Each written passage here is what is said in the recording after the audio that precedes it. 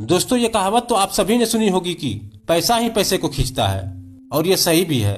मगर तब जब आपको पता हो कि आपको अपना पैसा कहाँ, कब और किसमें इन्वेस्ट करना चाहिए। मार्केट में लगभग हर दूसरा व्यक्ति अपना पैसा लगाकर उस पर अच्छा से अच्छा रिटर्न कमाना चाहता है, मगर उसे ये नहीं पता होता है कि वो इसे कहाँ इन्वेस्ट करे।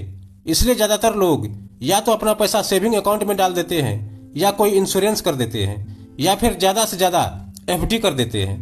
अगर आप इनमें लॉन्ग टर्म के लिए भी इन्वेस्ट करते हैं तो भी आपको ज्यादा से ज्यादा 7 से 8% का रिटर्न देगा, जो कि बहुत बड़ा रिटर्न नहीं है। इस दुनिया के जितने भी अमीर लोग हैं वो बस इसलिए अमीर है क्योंकि उन्हें अपने इन्वेस्टमेंट से ज्यादा रिटर्न लेने का तरीका आता है। और फाइनेंस की लैंग्वेज में इस तरीके को कंपाउंडिंग ऑफ मनी कहते हैं। कंपाउंडिंग से शायद आपको अपने बचपन में पढ़ा हुआ कंपाउंड इंटरेस्ट याद आ रहा होगा। बस ये समझ लीजिए कि ये भी कुछ उसी तरह का है। आइए इसे एक स्टोरी के थ्रू समझने की कोशिश करते हैं। एक रमेश नाम का आदमी था। उनके 2 बेटे थे, जिसमें से एक का नाम राम और दूसरे बेटे का नाम श्याम था। वह अपने दोनों बेटों को नियमित रूप से हर मंथ 100 रुपये की पॉकेट मनी दिया करता था। राम अपनी पॉकेट मनी बड़े ही संभाल कर खर्च करता था और उसमें से कुछ पैसे बचाकर अपनी पिगी बैंक यानी गुल्लक में भी डाल दिया करता था। लेकिन वहीं दूसरी ओर श्याम अपनी पॉकेट मनी बिना सोचे समझे फालतू की चीजों पर ही खर्च कर देता था। ये सब देखते हुए उनके पिता रमेश ने डिसाइड किया कि वे अपने दोनों बेटों को पैसे सही तरीके से इन्वेस्ट करना और यूज करना सिखाएंगे। रमेश ने अपने दोनों बेटों को बुलाया और कहा, आज मैं तुम लोगों की पॉकेट मनी बढ़ा रहा हूँ, वो भी पूरे 1 साल के लिए। मगर मेरी एक शर्त है कि इस पॉकेट मनी को तुम केवल 2 ही तरीकों से ले पाओगे। पहला तरीका है कि तुम मुझसे हर मंथ 100 रुपये ले जाओ। वहीं दूसरा तरीका है कि तुम पहले मुझसे 10 रुपये ले लो और उसके अगले मंथ 20 रुपये और उसके अगले मंथ 40 रुपये, यानी कि हर मंथ मैं उस अमाउंट को डबल करके देता जाऊंगा। 1 साल के लिए राम और श्याम दोनों अपने पिता की शर्त मान गए। दोनों भाइयों में राम थोड़ा समझदार था, इसलिए उसने डिसाइड किया कि वो दूसरे वाले तरीके से पॉकेट मनी लेगा, यानी कि पहले महीने 10 रुपये और उसके आगे वाले महीने में अमाउंट को डबल करते हुए। वहीं दूसरी तरफ श्याम के मन में थोड़ा लालच था। उसे लगा कि कहाँ 10-20 और कहाँ सीधा 1000 रुपये की पॉकेट मनी, जिसमें वो जी भर के अपने दोस्तों के साथ पार्टी कर पाएगा। उसने अपने पिता से कहा कि मैं हर मंथ 1000 रुपये वाले तरीके से ही अपना पॉकेट मनी लूंगा।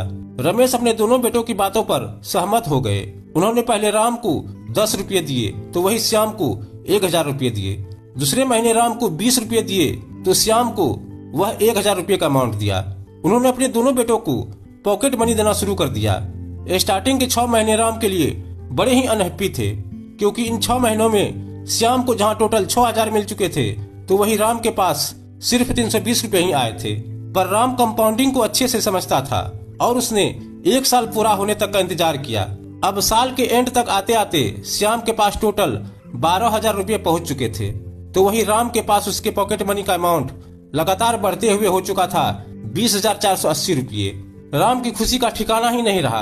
12वें महीने श्याम को हर महीने की तरह 1000 ही मिले, लेकिन राम को उस महीने 20,480 रुपया मिले, जो श्याम से 19,000 ज्यादा था। क्या आप सोच सकते हैं कि एक छोटा सा 10 रुपये का अमाउंट मात्र 1 साल में 20,000 तक कैसे पहुंच गया। और दोस्तों, मान लीजिए अगर यहाँ 1 साल की जगह 3 साल का समय होता तो ये अमाउंट आपको बिलियन में देखने को मिलता। और इसी को कहते हैं कि मैजिक ऑफ कंपाउंडिंग। 10 रुपये का अमाउंट कब इतने बड़े अमाउंट में कन्वर्ट हो गया आपको भी पता नहीं चला।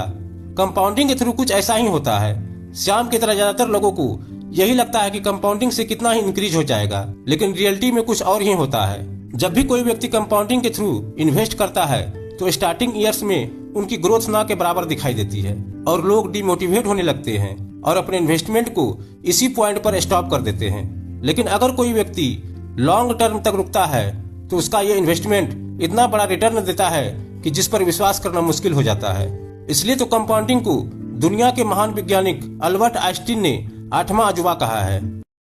एक छोटे से छोटे पेट्रोल पंप का मालिक महीने के 4 से लेकर 5 लाख रुपए तक कमाता है। लेकिन एक पेट्रोल पंप खोलने का खर्चा कितना आता है, चलिए जानते हैं। गांव में पेट्रोल पंप खोलने के लिए कम से कम 15 से 20 लाख रुपए खर्च करने होंगे। शहरी इलाकों में इस बिजनेस को शुरू करने के लिए 35 से 40 लाख रुपए की निवेश करनी होगी। 1 लीटर पेट्रोल पर 3 से 4 रुपए का प्रॉफिट और 1 लीटर डीजल पर 2 से 3 रुपए का प्रॉफिट होता है। इस हिसाब से एक दिन में 5 से 6 हजार लीटर पेट्रोल डीजल बेचने पर हर महीने 5 लाख रुपए तक की कमाई हो सकती है। इनके सभी नियम शर्तों को पूरा करने वाला कोई भी व्यक्ति संबंधित कंपनी की वेबसाइट पर डीलरशिप के लिए ऑनलाइन अप्लाई कर सकता है।